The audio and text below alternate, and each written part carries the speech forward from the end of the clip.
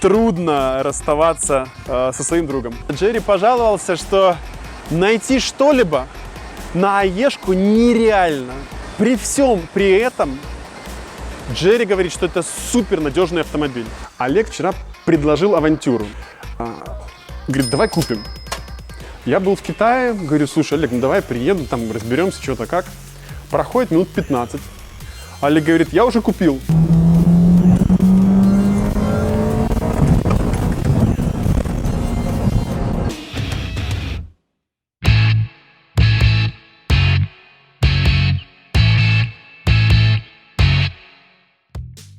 Утро началось жестко, я забыл кошелек, в кошельке права, ID-шка, и если я сейчас хоть что-нибудь нарушу, то есть шанс отправиться напрямую в тюрьму.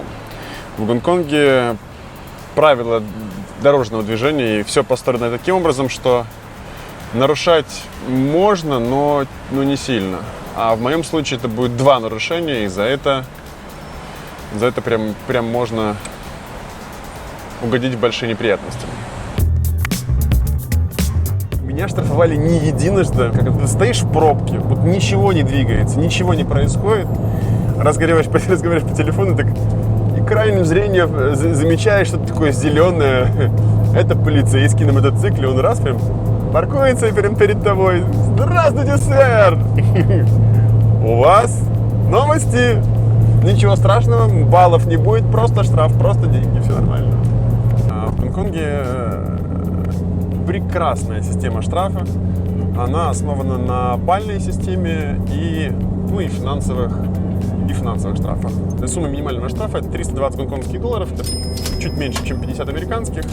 И выдается вот за все.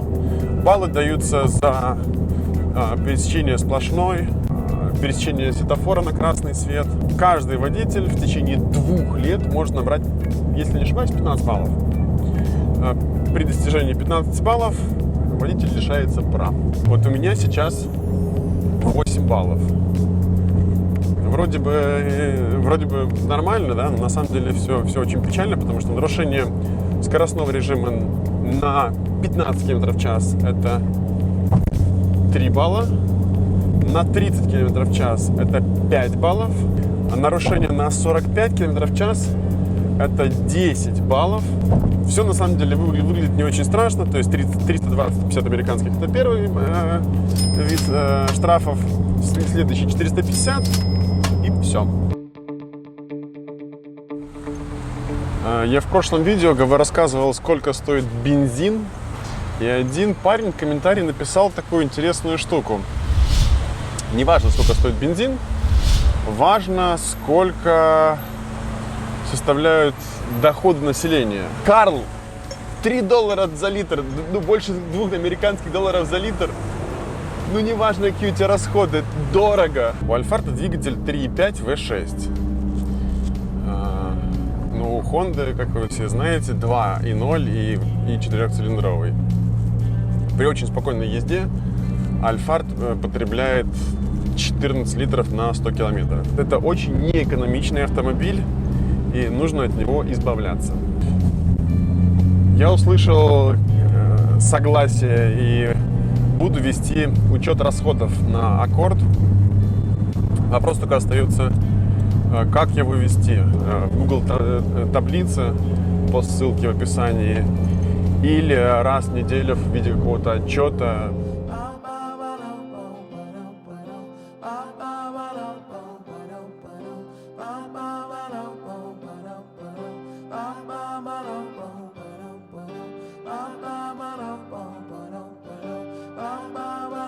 На прошлой неделе я возвращался от Олега, проехал гору, спускался с горы, передо мной ехала машина и мотоцикл, мотороллер.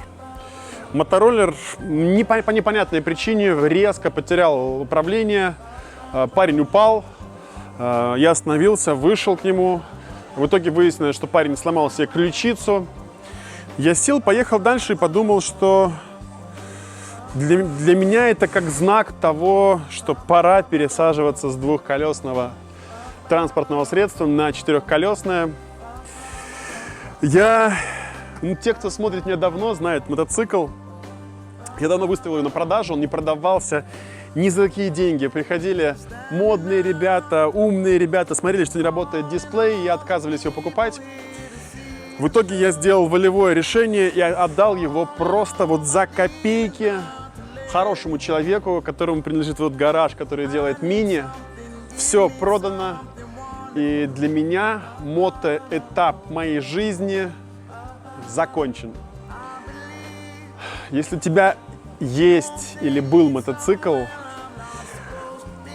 ты поймешь, как это трудно расставаться со своим другом. Мотоциклисты говорят, что то, что не помещается у тебя между ног, это транспортное средство.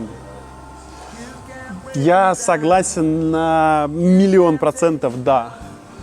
Сколько эмоций подарил мне этот мотик, сколько вот кайфа, адреналина, радости. Я желаю новому владельцу и своему бывшему мотоциклу хорошего будущего, чтобы у них было все хорошо, чтобы они друг друга только радовали. В прошлом видео многие написали в комментариях, что будь осторожен, когда гоняешь. У меня есть семья, у меня есть 2 детей, дочки. Ребят, я отказываюсь от мотоцикла, пересаживаюсь в машину. Главным образом для того, чтобы быть в безопасности.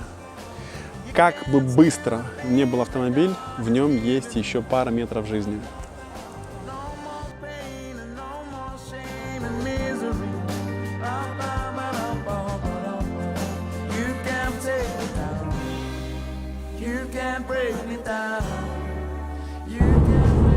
Кто-то в комментариях меня дико обосрал, сказав, что я сижу как чайник девочкой и не настраиваю себе сиденье. Это правда. Я не могу привыкнуть к посадке в аккорде. Вот я не знаю, что делать. Если у тебя был аккорд, посоветуй, что делать. То есть, если я сажусь вот удобно, ну, во-первых, потолок, но если я сажусь удобно, мне ногам удобно, мне не очень удобно рукам. Вот в медленных, крутых поворотах мне приходится садиться вот так вот, чтобы увидеть, куда я еду. Потому что если я сижу в удобной позиции, то я вижу стойку. И еще один момент, я не могу привыкнуть к рулю. Как-то у меня, то есть хочется, чтобы он был потолще. Ну, короче, что-то не так. А сейчас мы попробуем, как работает стабилизатор в условиях тряски. Погнали.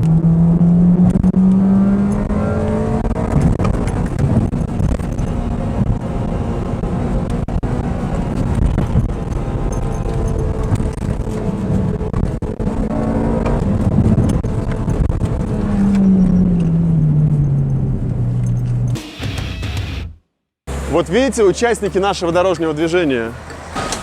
Неспешно создаем пробку.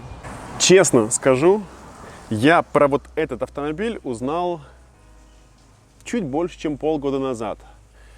Но стоит вот именно вот этот экземпляр здесь давно. Это машина моего соседа. Когда я узнал, что это легенда, с большой буквы легенда японского автопрома, я оставил ему записку: чувак, напиши. Он отписался, говорю, давай снимем обзор. Все дрифтеры обязаны проехать на этой машине перед тем, как называть себя дрифтерами. Ребята с РДС очень уважают этот автомобиль. Мне прям не терпится сесть за руль и прокатиться на нем. Я не эксперт и не супер фанат этого автомобиля, поэтому в комментариях будут все детали и точности касательно этого автомобиля, истории и так далее. Что я знаю про эту машину? Это Toyota Corolla Levin AE86. Задний привод, двигатель 1.6. Была в 2 вариантах: с механикой или с автоматом. Чем крут этот автомобиль? Это автомобиль-легенда, супергерой кино Initial D и также серии мультфильмов Initial D. Вот этот автомобиль был выпущен в 1986 году. Вот смотрю через стекло, состояние у него уже такое прям усталое. А вообще выпускалась эта машина с 1983 года. Слушай, резина здесь стоит такая же, как у меня. Toyo R38. Вот эта надпись точно такая же, как в оригинальном фильме.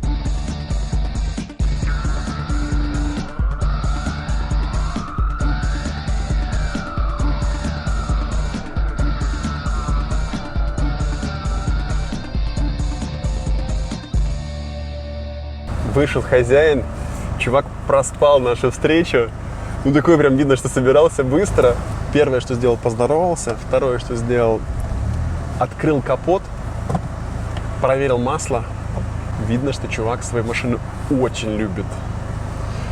Мне показалось внешне, что за машиной не следят. Я был неправ. Номер KX. Это говорит о том, что номер прям старый, очень старый. У нас серия S, и этим номерам уже лет 8, наверное.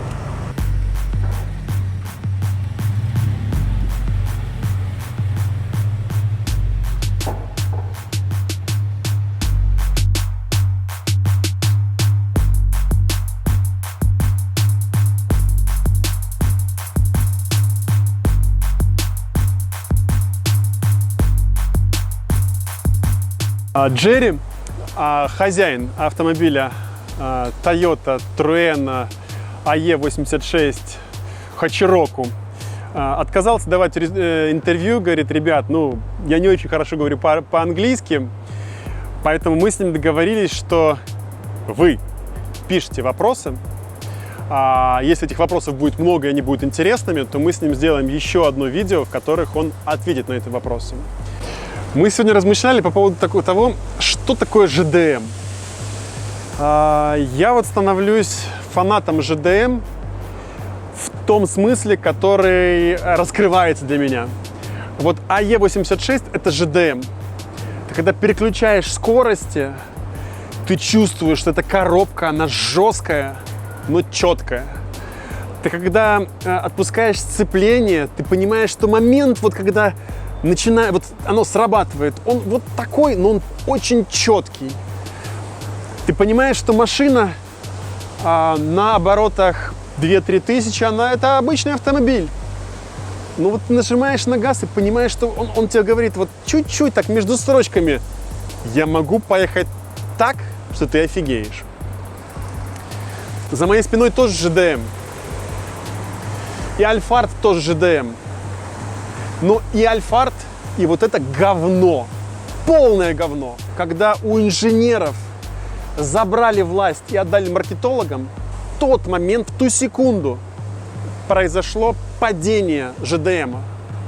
Сегодня японские автомобили на 90% не отвечают требованиям, запросам, философии ЖДМ.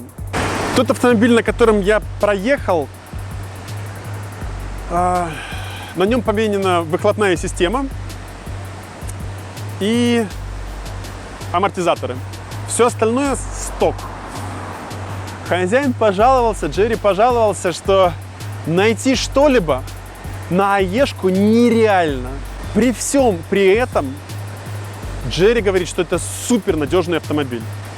Он, кстати, фанат Subaru, но продал Subaru, потому что Subaru, говорит, постоянно что-то ломается, постоянно нужно что-то ремонтировать. На АЕшке не нужно ремонтировать ничего. Я специально не открывал капот. Если ты хочешь увидеть и узнать больше про внутренности AE86, пиши комментарии, пиши вопросы мне. Джерри катается на этой АЕшке быстро по Южному Лантау, по той дороге, где я живу. Джерри рассказал о других машинах, которые я видел на наших дорогах. Это Mazda RX-7, две Subaru WRX STI и про одного хондовода, которого я знаю, он механик, такой дедушка, по которому не скажешь, что он вообще способен ездить. Оказалось, что дедушка в прошлом профессиональный гонщик. У него в нашей деревне машин 8-10, только Хонд. Джерри заезжал с этим дедушкой последний раз на Тесле Model S 85D. То есть это полноприводная Тесла, ну там 500-600 лошадей на ней. Так вот, дедушка на гору держался за ним, а после перевала обогнал его и уехал.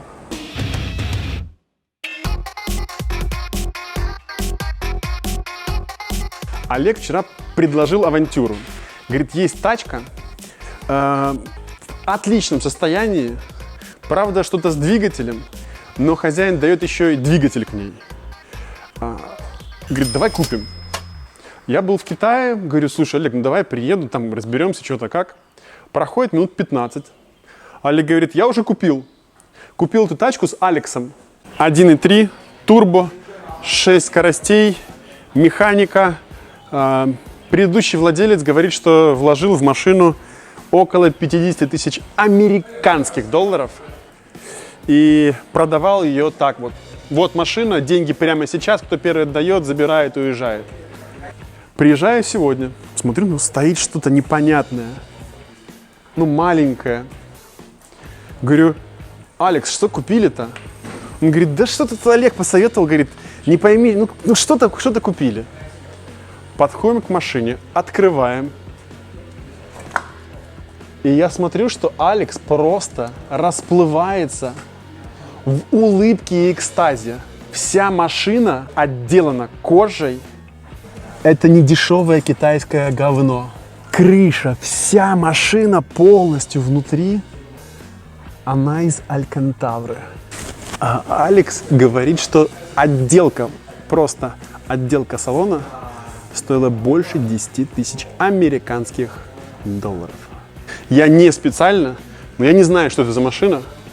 Знатоки, напишите в комментариях, что это такое. Я только прочитал, что 99-го года выпуска и поставлен на учет в Гонконге в 2001 году. Внутри все выглядит интересно. Олег говорит, что из нее сделают конфету. И Олег говорит, что машина будет готова через неделю. Как тебе сделка? Годная или нет? Нужно в следующий раз с Олегом соглашаться на все его предложения или нет?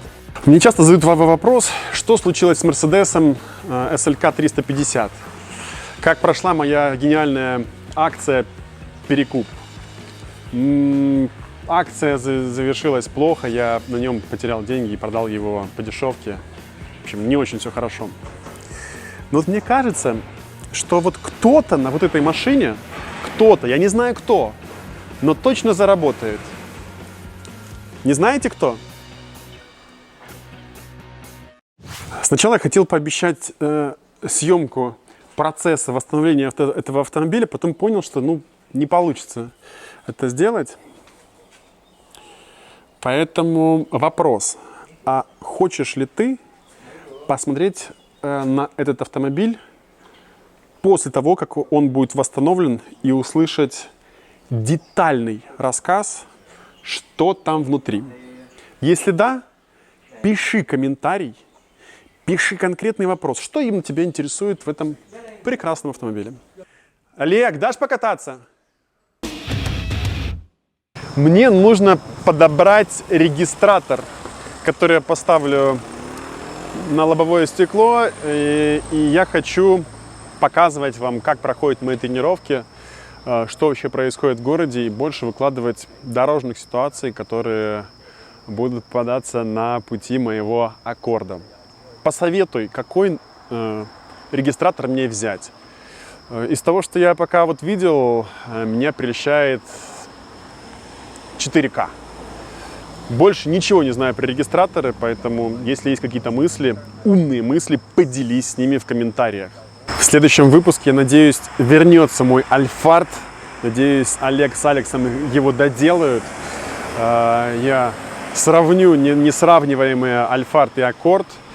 И у меня для Альфарда припасен такой прям очень интересный и качественный контент. Спасибо, что посмотрел этот выпуск. Ставь пальцы вверх. Подписывайся на канал, если ты еще не подписан. В описании будет ссылка на телеграм-канал и инстаграм. Добавляйся, там происходит много чего интересного. Мы делимся новостями быстрее, чем в ютубе. С тобой был Урбан. Хорошего настроения и